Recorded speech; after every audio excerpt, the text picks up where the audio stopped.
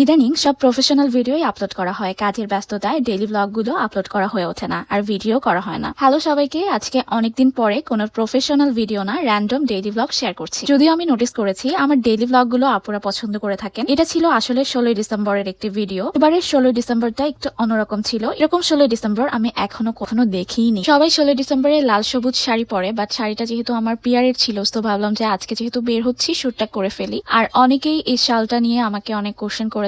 এটা আসলে আমার মা আমার বড় বোনকে গিফট করেছিল, আর আমি আজকে ওর থেকে একটু চুরি করে নিয়ে নিয়েছি। সো আমরা চলে গিয়েছিলাম ফার্স্টে বিশ্ব সাহিত্য কেন্দ্রে। অনেকদিন এখানে যাওয়া হয় না। আগে যখন শান্তা ছিল, আমি আপা শান্তা একসাথে অনেক যেতাম, অনেক সময় কাটিয়েছি এখানে। বাই দ্য ওয়ে, আমার এই শাড়ি লুকটা কেমন লেগেছে আপনাদের কাছে জানাবেন আমাকে। আর আমার কাছে এই লুকটা না একটু অন্যরকম লেগেছে, একটু আলাদা, সুদিং, খুব ম্যাচিউর লেগেছে আমাকে। বিশ্ব সাহিত্য কেন্দ্রে ঢুকলেই না মনটা ভালো হয়ে যায়। বই পড়ি আর না পড়ি দেখলেই আর বইয়ের গন্ধ বেশ ভালো লাগে। নর্মালি কিন্তু এখানে ছবি ভিডিওস নিতে দেওয়া হয় না, বাট সেদিন যেহেতু বিজয় দিবস ছিল, বিজয় দিবস উপলক্ষে হালকা পাতলা দিয়েছে আর কি। এখানে আমাদের একটা কিটির সাথেও দেখা হয়ে গিয়েছিল, আর ওর নাম না আসলেই কিটি। ও এত কুটু ছিল মাশাআল্লাহ। ঘুরতে ঘুরতে ক্ষুধা লেগে গিয়েছে, ভাবলাম যে কোথায় যাওয়া যায়। বিশ্ব সাহিত্য কেন্দ্রের একদম কাছেই মগবাজারে অ্যাট দ্য টেবিল নামে একটি নিউ ফুড কোর্ট ওপেন হয়েছে।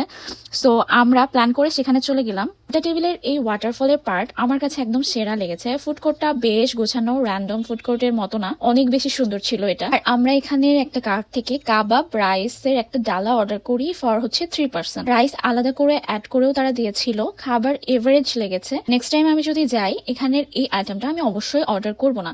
এই ডালাটার প্রাইস ছিল 1500 টাকা সামথিং। সো আজকের ভিডিওটা কেমন লেগেছে অবশ্যই কিন্তু কমেন্ট করে জানাবেন। Thanks for watching. For more content follow my page Sanjita সেতু।